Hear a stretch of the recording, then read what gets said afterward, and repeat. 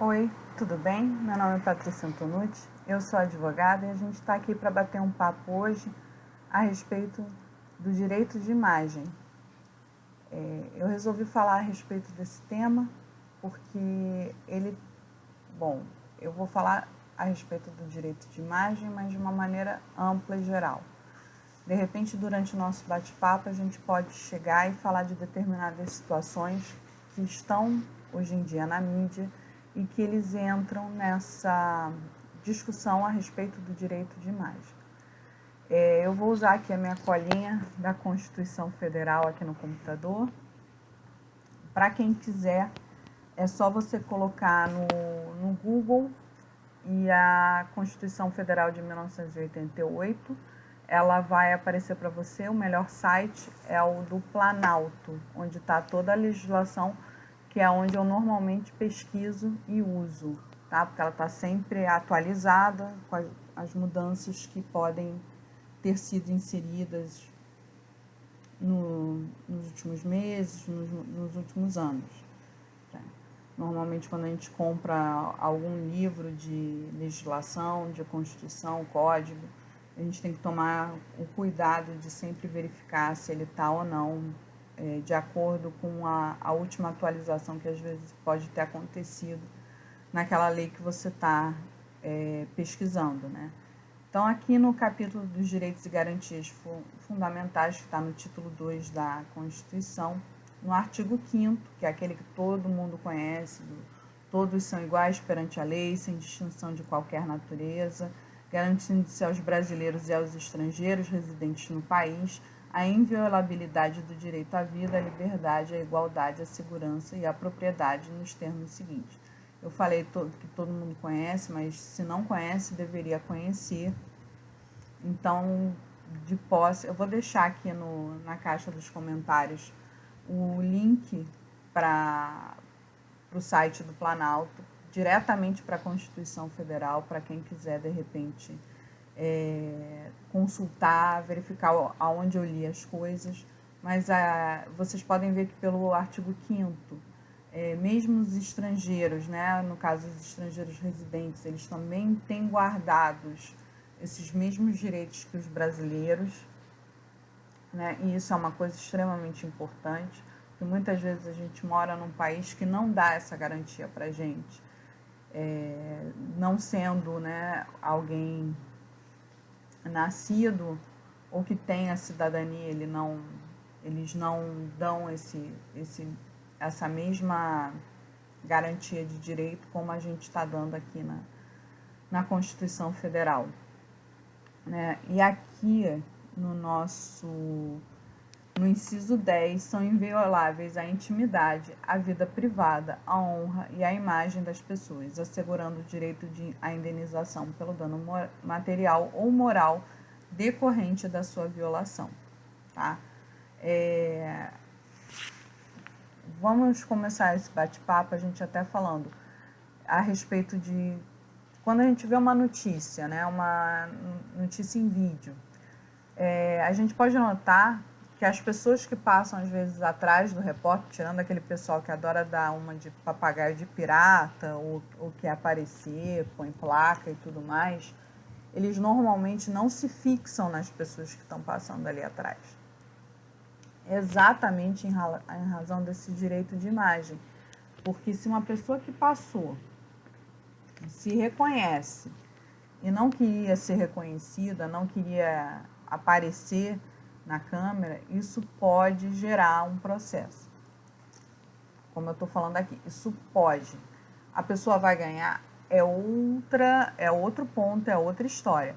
Mas, normalmente, para a pessoa, por exemplo, ser filmada por um programa, às vezes, por exemplo, aqueles depoimentos em programas, às vezes, de auditório, depoimentos de parentes de pessoas famosas, que a pessoa vai falar sobre o outro, sobre a infância, sobre isso, sobre aquilo. Até mesmo naqueles casos, quem está fazendo aquela filmagem pede uma autorização para a imagem daquela pessoa, que mesmo não sendo conhecida, poder ser veiculada.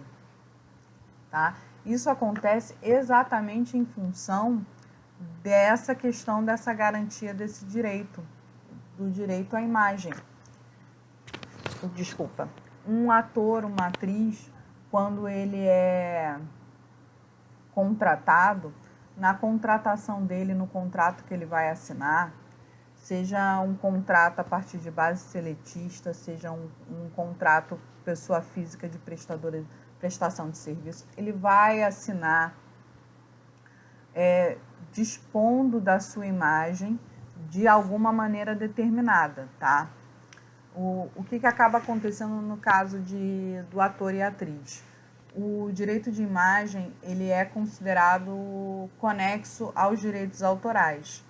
Então, né, como você tem a interpretação, né, daquela pessoa, aquele momento em que, ou a interpretação dentro de uma questão de ser uma interpretação cênica, ou no caso, uma interpretação musical, quando a pessoa também vai, né, cantar para o público, tudo isso envolve o direito de imagem como um direito conexo ao direito autoral, porque é um direito de criação. A pessoa está no momento de criação naquela interpretação, tá? E por isso a gente tem a legislação de direitos autorais e direitos conexos, né, aos direitos autorais, para a gente poder proteger tanto o lado do artista como o lado de quem contrata o artista, para poder passar. Uma outra situação onde também a gente vai ter essa questão do direito da imagem, e que às vezes a gente não pensa a respeito disso, é o chamado direito de arena, que normalmente vai recair sobre os esportistas, o pessoal que joga futebol, os jogadores de futebol, eles adentram nessa questão do direito de arena, porque hoje em dia as partidas de futebol são filmadas e são passadas praticamente no mundo inteiro. Então você pensa na questão de por exemplo, o Brasileirão, ou mesmo os jogos entre times, no caso eu sou do Rio, né? Vou falar do Rio. Na veiculação dos jogos dos times do Rio, ou os times de São Paulo, ou de qualquer estado.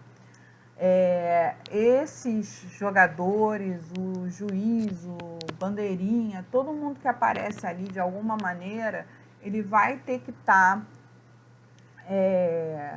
sendo protegido, e o contrato dele tem que estar viabilizado essa questão do direito de arena, tá?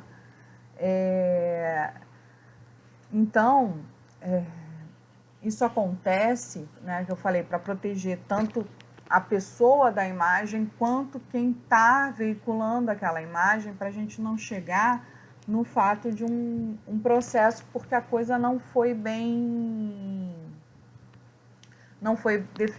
definida entre as partes. E aqui entra aquela situação da Xuxa com o filme Amor, Estranho Amor. Quando eu estudei a respeito da questão de direitos autorais e direitos conexos, apareceu a situação desse filme. E o que acontece, que ela consegue tirar do ar, e normalmente assim, uma das decisões que eu vi trata disso, é que quando ela assinou o contrato para esse filme, o filme era só para ser exibido em cinema. O filme não comportava nem o VHS, aquele antigo sistema das fitas, que acho que hoje em dia praticamente ninguém tem. Então, assim, desculpa, ele não pode ser veiculado de outra forma. Ele é só para ser passado no cinema. Ele não pode ter DVD, não pode ter fotos dele, porque ela não autorizou. A única autorização dada foi para a empresa, para quem o filme foi feito, e no molde de filme para exibição em cinema. Então, qualquer outro tipo de meio, ele não foi autorizado pelo contrato assinado. por isso não pode ter. E nenhum contrato pode vir com uma cláusula falando de vai ser feito em DVD, Blu-ray e qualquer outro método inventado. Não, tem que estar lá discriminado exatamente quais são todas as situações em que é possível a exibição daquele vídeo em que a pessoa foi filmada. Senão, se de repente quem tem os direitos sobre vídeo tentar burlar isso, pode ser processado, pode pedir para ser retirado aquele vídeo. Tá? E aí a gente entra naquela situação de que, às vezes, a pessoa quer demonstrar uma determinada situação e grava, sem falar que está gravando, a imagem de outra pessoa, tá? Se, de repente, aquilo ali não for usado de uma forma muito restrita, aquela pessoa também pode ser processada por quebra ao direito de imagem. E o direito de imagem também encampa o direito da voz, tá? Quando a gente fala dessa questão dos direitos conexos aos direitos autorais, é imagem e voz, tá? Porque a gente tem essa questão da música, né, dos direitos autorais sobre a interpretação musical, sobre aquela música que está sendo veiculada, né? E aí adentra a questão da voz, tem essa questão da interpretação cênica, que se dentro do direito de imagem não entrasse a voz, a gente ficaria com situação de cinema mudo, mas aí a gente tem que considerar isso também. Então, é muito complicado quando você grava e disponibiliza alguma coisa sem o outro te dar uma autorização. E essa autorização, o ideal é que ela sempre seja por escrito, né? É fácil a gente encontrar hoje em dia modelos para essas coisas na internet, né? O Google dá uma série de coisas, mas se você trabalha com isso, ou pretende trabalhar de alguma maneira com a imagem, com a voz de outras pessoas, né?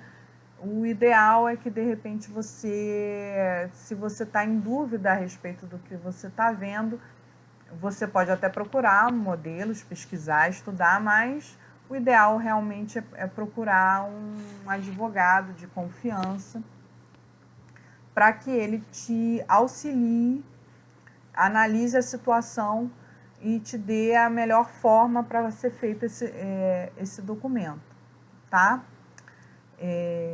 Isso é mais ou menos o bate-papo de hoje, dessa questão do direito de imagem. Eu espero que vocês tenham gostado. Deixa aqui seus comentários. Vamos bater um papinho, o que vocês acham sobre isso.